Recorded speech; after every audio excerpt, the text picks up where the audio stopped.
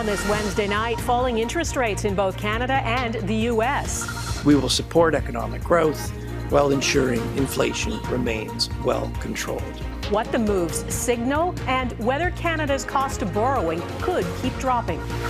Cracking a 17-year-old cold case, how Quebec police solved the murder of a woman found in a burned-out home.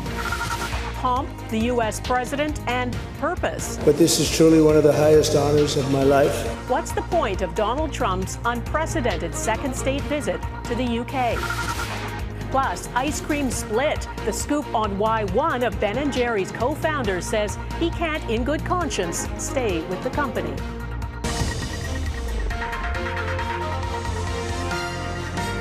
Global National with Donna Friesen. Good evening and thanks for joining us. In a sign of the economic times, the Bank of Canada lowered its benchmark interest rate today, the first drop since March. The bank's governor says increasing concern about job losses and weakness in the economy meant it's time to lower the cost of borrowing. The Bank of Canada rate dropped 25 basis points to 2.5%. Just 16 months ago, it was at 5%.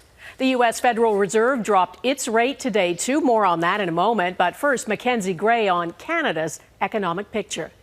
You know, if there was just one thing, the job would be so easy. Tiff Macklem's job has been one of the most scrutinized in the country. But Wednesday, it got just a little easier. There was a clear consensus to lower the policy rate for the first time since March. That consensus based on a shrinking economy between April and June, persistently weak jobs numbers, and diminishing concerns over inflation, thanks in part to a recent move from Mark Carney. With the removal of most retaliatory tariffs by Canada, there's less upside risk to future inflation. That led the former central banker turned prime minister to take a victory lap. One thing I know is that Canadian interest rates are much lower than American interest rates. They're lower because this country's fiscal situation is strong, because this government has a plan to grow this economy. The Liberals' fiscal plan, which is set to feature a substantial deficit, will be tabled on November 4th. Key details on potential stimulus or help for tariff-impacted sectors is of major interest to the central bank. If we do see that there's a plan that strongly suggests that the government will be contributing much more than expected on in 2026 to economic growth, that could have the Bank of Canada perhaps reassess. But ongoing economic weakness will likely overshadow anything in the budget. And with interest rates now at 2.5%, a two-year low, it's expected they'll keep dropping. It's very rare that the Bank of Canada just cut or just hike once and stop immediately after. Those potential cuts could help the Canadian economy avoid a recession. Investment is not happening, exports going down. So yes, unfortunately, the economy is struggling, and that's why we need lower interest rates. That economic outlook is predicated on U.S. tariffs staying where they are, Donna, with any positive or negative developments potentially having a substantial impact on the Canadian economy. Okay, Mackenzie Gray in Ottawa. Thank you. The U.S. Federal Reserve also cut its interest rate today by a quarter point, the first cut in the U.S. this year. Our senior business correspondent, Anne Gaviola, is with me. Anne, what is this a sign of? Two economies needing a shot in the arm in the form of monetary stimulus. In the case of the U.S. Federal Reserve, its quarter point cut was its first in 9 months, first since Trump took office in January. Both economies are losing steam. Businesses are expanding and hiring more slowly in Canada and the U.S. They're dealing with what CIBC economist Andrew Gratham calls the uncertainty premium. As long as trade and tariff uncertainty hang over us, households are pulling back on big spending, so we need lower rates to help spur growth. Bank of Canada Governor Tiff Macklem left the door wide open for more cuts, and the Federal Reserve signaled 2 more cuts this year could be warranted. So we have shifted from expecting and waiting for the negative impact of tariffs to seeing it start to show up in the data and seeing central banks respond. It means lower borrowing costs, so some relief, but signs that the economic turbulence could intensify. Donna? All right, Anne Gaviola, thank you. The U.S. president is calling it one of the highest honors of his life. Donald Trump is overnighting tonight in Windsor Castle, the guest of King Charles. Trump was invited for an unprecedented second state visit to the U.K. and got the royal welcome he was looking for. There was a ride with the king in a horse-drawn gilded carriage, the largest military ceremonial welcome for a state visit in living memory, and a lavish banquet in the castle. This trip is all about optics and soft diplomacy. The British Prime Minister hoping the the appeal to Trump's ego will pay off, even though a poll shows almost half of Brits think inviting Trump was the wrong thing to do. Redmond Shannon reports. The Trumps greeted by the Prince and Princess of Wales on their arrival at Windsor Estate, home to the oldest and largest inhabited castle in the world, and a home to one of the few men as recognisable as the US President, his host, King Charles. This second state visit to the UK is an unashamed British effort to impress the two heads of state sitting together leading a carriage procession accompanied by 120 horses and 1,300 troops. Before the Guard of Honour in the Castle Quadrangle. State visits usually involve a public procession, but this is an entirely private affair, with all of Wednesday's events taking place inside the walls of Windsor Estate. British authorities eager not to let protesters interrupt the golden photo ops. On the eve of the visit, police arrested 4 people for projecting images of Trump and convicted pedophile Jeffrey Epstein onto the walls of the castle. Later on Wednesday, the Trumps visited St. George's Chapel and privately laid a wreath at Queen Elizabeth's tomb. Before more military pomp from Britain and the US. The day capped by a state banquet and gushing toasts. It is with great pleasure that my wife and I welcome you to Windsor Castle. The King prepared to press Trump on a cause close to his heart. We also have a precious opportunity to safeguard and to restore the wonders and beauty of nature. Trump keen to highlight how historic his second state visit is. Maybe that's going to be the last time. I hope it is, actually. Now that Trump has been feted, British Prime Minister Keir Starmer will sit down with him tomorrow. The two leaders will talk technology, trade, and likely the wars in Gaza and Ukraine. Donna? All right, Redmond Shannon in Windsor, England. Thank you. The widow of former Russian opposition leader Alexei Navalny says 2 foreign laboratories have confirmed her husband was poisoned. In a social media post, she says biological material was smuggled out of the prison where he died. Navalny, a fierce critic of President Vladimir Putin, was serving a 30-year sentence in a harsh Arctic penal colony, convicted of extremism-related charges. Russia claims he died of natural causes. Today, Yulia Navalnaya said 2 independent labs reached the same conclusion that Navalny was poisoned. And she considers Putin responsible and is urging the labs to release the findings. We have the right to know how he did it. I demand that the labs that conducted the analysis publish their results. Navalny had survived a poisoning in 2020 when a Novichok nerve agent made him gravely ill. He was treated in Germany and recovered, then returned to Russia to continue his political activity and was arrested. Israeli troops and tanks are pushing deeper into Gaza City despite international condemnation and accusations of genocide. At least 61 Palestinians are reported to have been killed today. Israel's army dropped leaflets across the city urging people to move south and opened a temporary new route for Palestinians to travel on. Israel claims it must take control of Gaza City as part of its campaign to defeat Hamas that's been going on for almost 2 years. Displaced Palestinians, many on foot, say this is the most intense bombardment of the war. Gaza's health ministry says over 65,000 Palestinians have died since the Hamas attack on Israel in 2023. A former employee at a Nova Scotia youth detention centre is facing dozens of charges after an extensive investigation into sexual assault allegations. RCMPs say they've identified more than 300 victims, and there could be more. The 75-year-old suspect worked at the correctional facility between 1988 and 2017. Heidi Petracek explains the charges and why some say the alleged abuse was an open secret. It just is a very sad situation. The case so heinous and large in scope, it's disturbing for investigators. We reviewed over 9,800 seized documents, totaling more than 740,000 pages. The Nova Scotia RCMP say over 4 years they interviewed at least 300 people who disclosed they were abused in incidents between 1989 and 2015 at a youth detention centre. 75-year-old Donald Douglas Williams was arrested Saturday and now faces 66 sexual abuse charges connected to 30 individuals, mostly men, who stayed at the centre known as Waterville. Williams was a swim instructor there for 3 decades. There remains a class action filed in court against the province of Nova Scotia, alleging that authorities failed to take action when the alleged abuse was reported to the institution.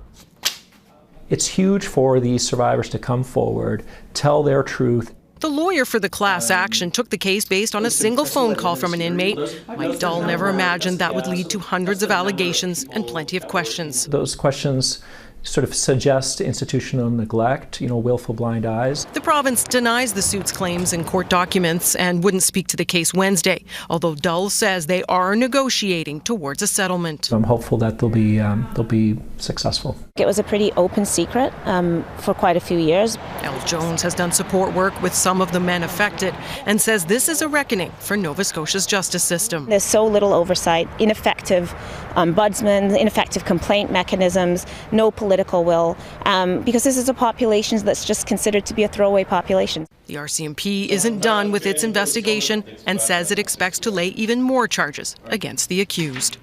Heidi Petracek, Global News, Dartmouth, Nova Scotia. Police in Montreal say they've solved a cold case involving the murder of a 26-year-old woman in 2008. Investigators used forensic technology to identify her killer. Mike Armstrong takes us through the case and why the breakthrough came too late for the killer to face justice. It was a brutal murder that baffled investigators for 17 years. Catherine Daviau's body was found in her apartment in December of 2008. The 26-year-old had been tied up, sexually assaulted, and stabbed to death. The murderer then, trying to destroy any evidence he may have left behind, set fire to the home. Now, police did recover some DNA evidence from the scene, but not enough to find a suspect until last fall. The DNA got a match from a genealogy bank and a name. That person was very well known to police. This is surveillance video from a crime he committed in 2017. Jacques Bolduc was convicted of shooting 2 women while robbing convenience stores. He died behind bars in 2021 of natural causes. Cette personne-là comme suspect. With the DNA match, investigators say they were able to determine at the time of Daviau's murder, Bolduc was on probation and on that day never reported in. Now, because Bolduc had been cremated, DNA tests were done with a close family member. Police say it was enough to confirm he was the killer and to meet Daviau's family Wednesday morning. They were relieved. It was a sad moment. It's a big thing because you live again all of that. Bolduc spent most of his adult life in prison. There were attempted murders, hostage takings, and a string of armed robberies. Daviau's murder was committed during one of the rare windows Bolduc wasn't behind bars. Mike Armstrong, Global News, Montreal. In the U.S., the recently fired head of the Centers for Disease Control and Prevention testified on Capitol Hill today. Susan Moneras has a dire warning about the state of public health under the Trump administration. She says Health Secretary Robert F. Kennedy Jr. fired her after just 29 days on the job over a clash on vaccine policy. Moneras testified Kennedy directed her to fire experts without cause and that he pre-approved vaccine recommendations from a panel of recently appointed vaccine skeptics. I was fired for holding the line on scientific integrity, but that line does not disappear with me. It now runs through every parent deciding whether to vaccinate a child, every physician counseling a patient, and every American who demands accountability. Kennedy has denied the accusations from Moneras. There are growing calls for him to be removed as health secretary over concerns he's putting personal politics ahead of public health. A controversial LNG project in BC approved. Coming up, how years of negotiations between a First Nation and its partners came to fruition.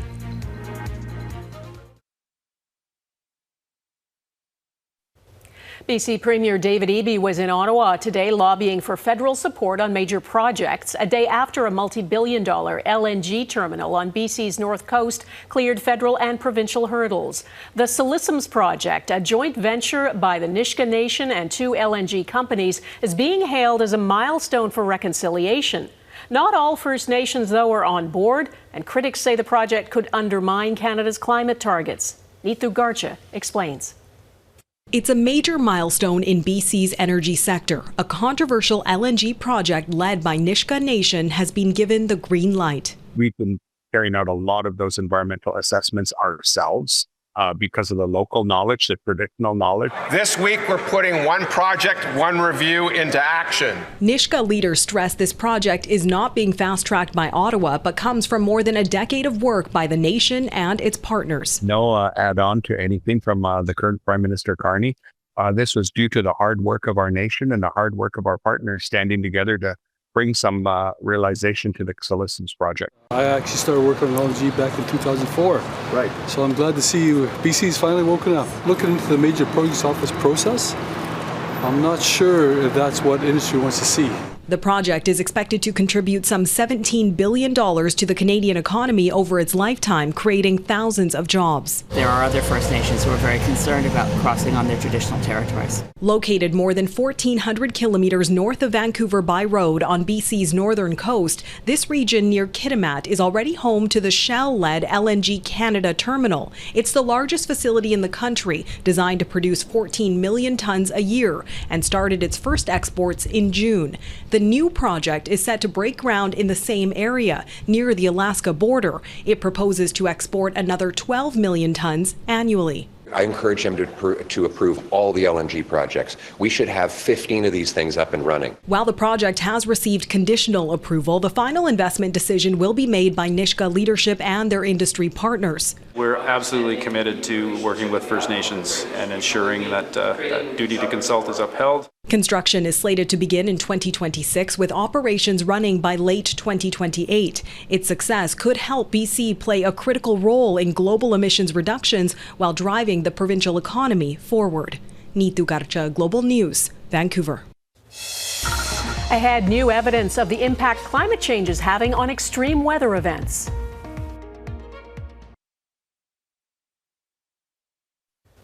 New research reveals troubling evidence of the impact of climate change in Canada. Scientists found it was likely responsible for most of this summer's extreme heat events. According to Environment and Climate Change Canada, it was the 11th warmest summer on record. There were 10 heat waves between July and August. 9 of them were at least twice as likely because of climate change. The most severe, a week-long Atlantic heat wave in August, was 10 times more likely to occur because of climate change. Heather Yurix-West explains the research and what it signals. For the people of Denair Beach, Saskatchewan, summer 2025 was devastating. I actually drove through a lot of flame and fire. There was one point where I was in pure darkness at 2:00 in the afternoon, and it was like driving through what I would equate to a tire fire. It was so black. When residents returned, hundreds had lost their homes. We know that extreme heat leads to more wildfire. Thanks to these results now, we can say extreme heat is getting worse.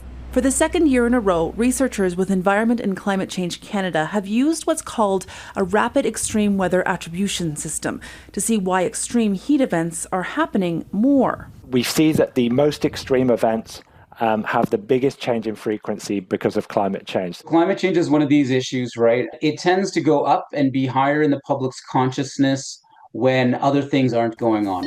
The affordability crisis and disruption to U.S. trade has seen the federal government change course when it comes to climate policy.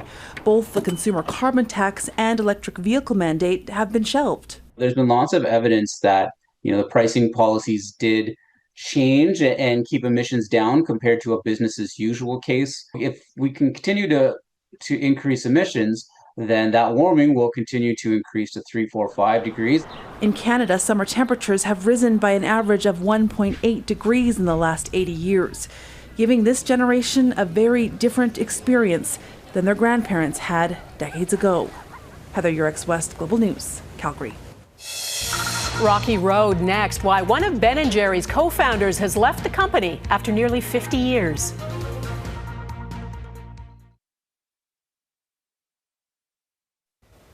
There's no more Jerry in Ben & Jerry's. Co-founder Jerry Greenfield is leaving the ice cream company he and his friend Ben Cohen created nearly 50 years ago. The company is known for its progressive politics and routinely speaks out on social issues. Now, as Touria Izri explains, Greenfield says he's being silenced and sidelined by the brand's parent company. Thanks so much. Peace, love, and ice cream.